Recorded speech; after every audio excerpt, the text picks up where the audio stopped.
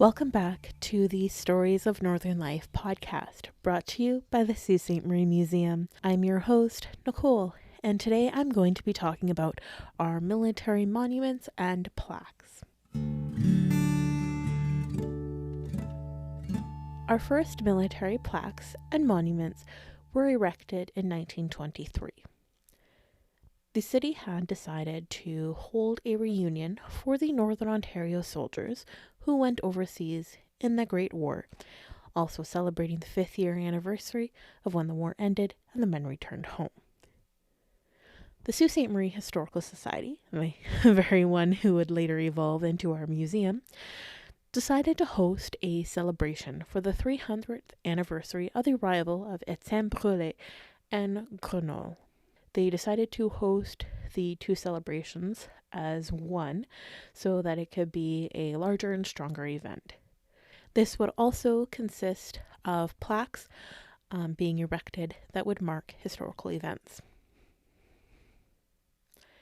At this time, the New Ontario soldiers, who were organizing the reunion, erected a memorial stone for their fallen comrades. It was unveiled as part of the celebration on August 5th, 1923.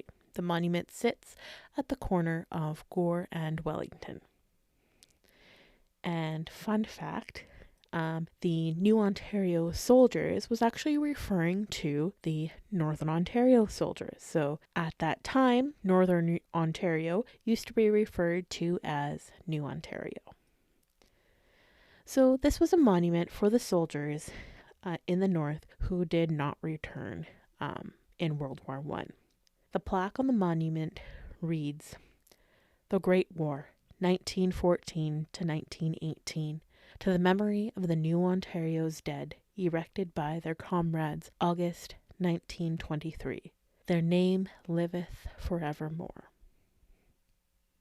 Next, we have the cenotaph, or as it was also known originally, the Citizens' War Memorial, and also sometimes as the Sioux Civic War Memorial. The cornerstone was laid on August 5th, 1923 by F.H. Clerg, also as part of the Discovery Week celebrations and the Soldiers' Reunion. However, they still had to raise money to construct the monument, and so it would take some time for the monument to actually be erected. There was 396 names of the soldiers from the Algoma district who died in the Great War, whose names were inscribed on the monument. James W. Curran, who was the editor of the Sioux Daily Star, wrote to the famous author, journalist, and poet Rudyard Kipling, the very same Rudyard Kipling who wrote the Jungle Book. And Curran asked him if he would write an inscription for our monument, and believe it or not, he agreed and provided us with this inscription for our memorial. Quote, "To the glory of God, the honor of the armies of the Dominion, and proud memory of our dead who fell in the Great War 1914 to 18, and whose names are here recorded, this monument was erected by the people of Sault Ste. Marie. From little towns and a far land we came to save our honor in a world aflame, and trust those things we won to you to keep." End quote. The organist and choir master of Central United Methodist Church, H.G. Close, set Kipling's poem to music, with his approval, of course. Close combined it with Tennyson's "Of old sat freedom on the heights" to make the song Sioux Requiem. Close hoped this song would be sung at annual memorial services. On July 18th, 1924, they finally announced that they had shipped the memorial. It was finally on its way. It was cast in Toronto by the sculptor Mr. A. Howell. J.J. Fitzpatrick was the contractor responsible for preparing the foundation. They organized the unveiling when the Governor General Lord Byng visited the Sault. So, on September 2nd, 1924, the cenotaph was unveiled by Lord Byng. Later, the names of those who died during World War II and the Korean War were added. Our conservation Layla just finished cleaning and restoring the cenotaph. It looks absolutely beautiful, so I would definitely suggest go taking a look at the beautifully cleaned and restored cenotaph. Next, we have the William Morassut plaque, which was unfortunately stolen this past spring. But it was an important part of the cenotaph. It sat on a pedestal just below the actual cenotaph. It was unveiled on November 11th, 1960 by William Merrifield's son, Vern Merrifield. It was a beautiful bronze plaque. And when it was presented, the minister read, "To the hallowed memory of Sergeant William Merrifield, Victoria Cross, Military Medal, whose valor served to add undying luster to our name, we dedicate this plaque." The inscription was taken from his military citation. It reads, "Number 8000, Sergeant William Merrifield, VC-MM, 4th Canadian Infantry Battalion. Date of award, October 1st, 1918. Passed to his reward, August 8th, 1943. For most conspicuous bravery and devotion to duty during the attack near Agincourt on the 1st October, 1918, when his men were held up by an intense fire from 2 machine gun emplacements, he attacked them both single-handed. Dashing from shell hole to shell hole, he killed the occupants of the first post, and although wounded, continued to attack the second post, and with a bomb killed the occupants. He refused to be evacuated and led his platoon again until severely wounded. Sergeant Merrifield has served with exceptional distinction on many former occasions, and throughout the action of the 1st of October shown the highest qualities of valor and leadership." End quote. There are also 2 cairns near the canal. One is a memorial cairn at the locks, which has an inscription that reads, "They will never know the beauty of this place. See the seasons change, enjoy nature's chorus. All we enjoy we owe to them, men and women who lie buried in the earth of foreign lands and in the 7 seas. Dedicated to the memory of Canadians who died overseas in the service of their country and so preserved our heritage." End quote. I need to do a bit more research on this one to find when it was installed and also by who. The second is the Abitibi Pulp and Paper Company Memorial Cairn, which I also need to do a bit more research on. But it is installed in the front of their old office building, which is now the Algoma Conservatory of Music building.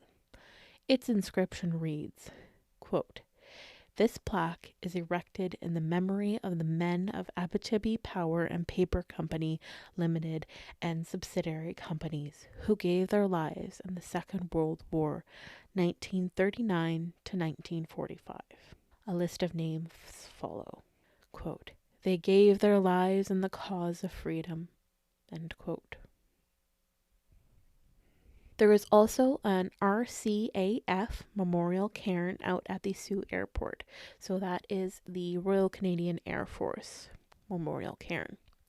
It is also called the Airman Algoma District Memorial, according to Veterans Canada.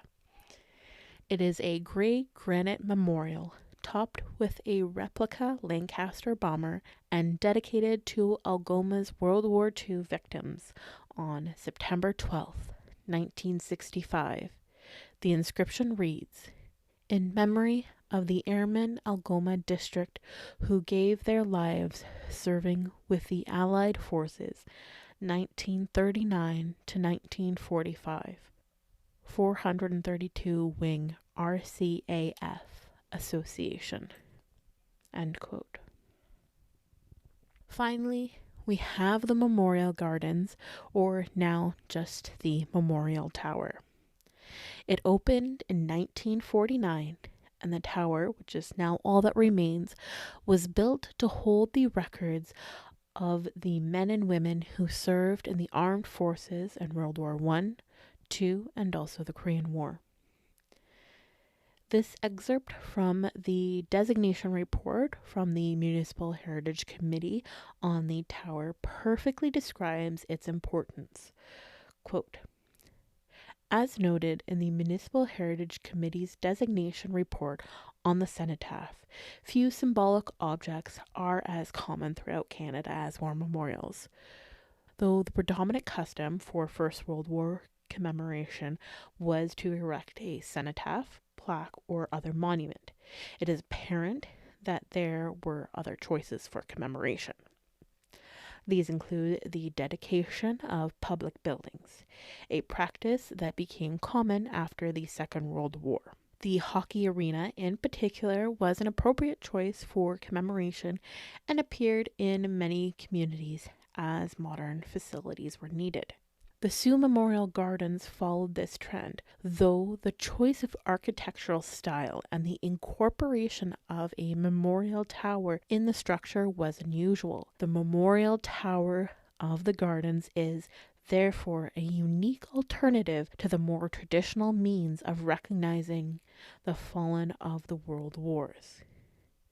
As such, it is not just a structure of concrete and glass, but an icon, an image, a symbol of the sacrifices made by local men and women in the service of their country and the world. Visually, the tower is a focal point of the streetscape along Queen Street between Bruce and Dennis Streets. Because of its height, it dominates more extensive area of the city. The tower would also be lit on Remembrance Day to honor our fallen soldiers. The light is a symbol of the eternal flame that marks the resting place for the unknown soldier. Inside the tower, there are plaques engraved with soldiers' names lining the walls. Also inside the tower is a sarcophagus for the unknown soldier. Repairs were done and completed in 2023 so that the tower could be made available for tours. If you look atop the new Legion building, you will see that they have a replica of the Memorial Tower beacon on their roof. It is a beautiful tribute done by the Legion. I actually got to go on a tour of their building earlier today, and it's so beautiful. They are still in the process of setting up all the displays, but once they finish, I definitely recommend that you visit their museum. They have been wonderful partners and friends to us over the years, and we are so happy they finally have a lovely new home. So that is our episode for today. I hope you enjoyed the episode and also learned a few fun new facts about our war memorials in the Sault. So, thanks for listening. Bye. If you enjoyed this episode, you might like our blog too. Head over to our website, Sault Museum, that's SAULT museum.ca, and look under Discover. You will find our blog, Museum Musings. We share short synopsis of influential people, historic places, and impactful events in our history. Pictures are always included, and you will be sure to learn a little something new with each post. Hi, I'm JL Fizzell, and I write and publish poetry inspired by nature and the art of being human. These are some of my words. The poem I'm about to read for you is from my third book, North of Dreams, and it's about finding the light in the darkness. It's called Bittersweet Sun. Sunsets are enchanting and bittersweet because you know what you're losing. You bid your goodbyes to the brightness while darkness waits on the other side, along with all its mysteries that hide there. But nonetheless, we are ever thankful for the magic of stars in the morning of the moon while the sun hides away, so that others might shine for a bit. A million faraway suns reminding you that there is always light, even when yours disappears.